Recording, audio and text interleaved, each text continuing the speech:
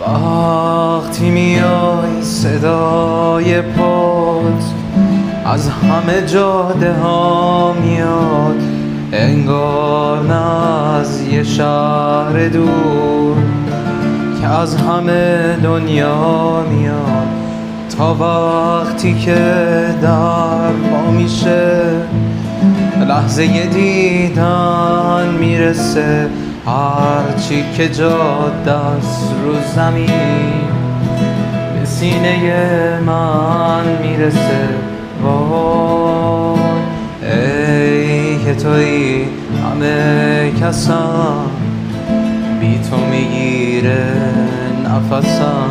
اگه تو رو داشته باشم به هر چی میخوام میرسم، به هر چی میخوام میرسم. درود رفقا، خیلی خوش اومدید به کانال یوتیوب گیتار موزیک. امروز اومدم آهنگ سوغاتی از هایده رو بهتون یاد بدم. ببینید ریتمی که برای این آهنگ به کار رفته شده ریتم 6-8 شرقیه. بریم سراغ دست راست. انگشت 60 میخوره به 3 تا سیم بیس بالا، 4 تا هم خود اصلا ایرادی نداره.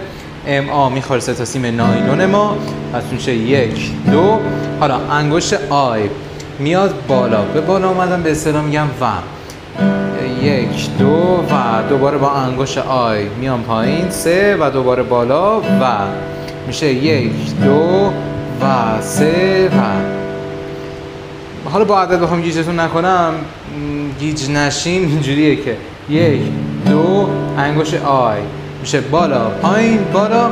حالا تا اینجاشو یاد گرفتیم. دو تا ضربی که اول اجرا میکردیم دوباره تکرار میشه به این صورت: 1 2 و 3 و دوباره پی ام آ 1 2 و 3 و 4 5 1 2 و 3 و 4 5 1 2 و 3 و پی ام آی که اول زدیم دوباره تکرار میشه.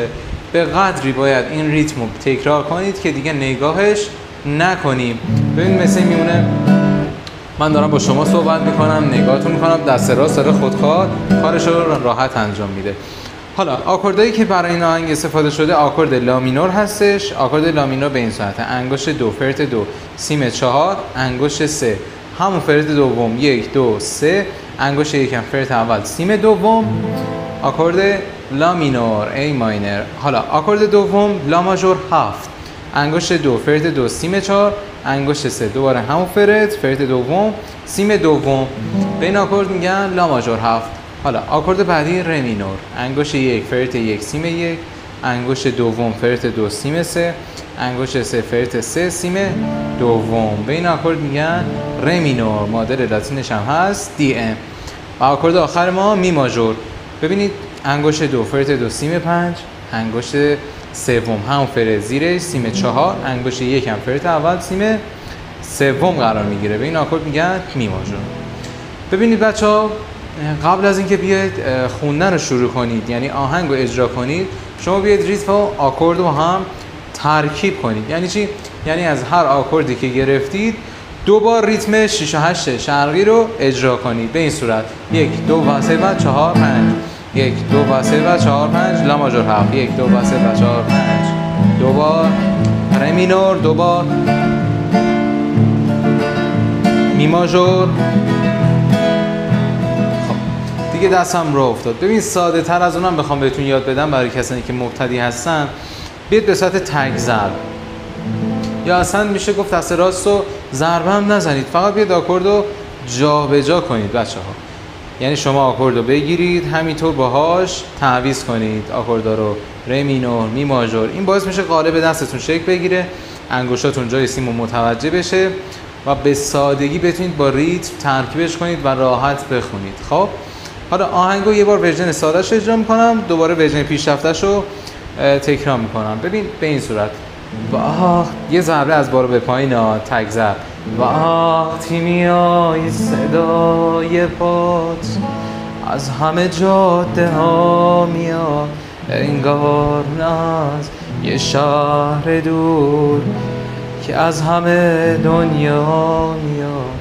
تا وقتی که در وا میشه لحظه دیدن میرسه هر چی که جاده است رو زمین به سینه من میرسه.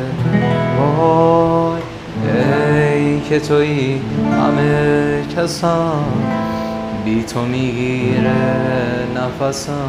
اگه تو رو داشته باشم به هر چی میخوام میرسم، به هر چی میخوام میرسم.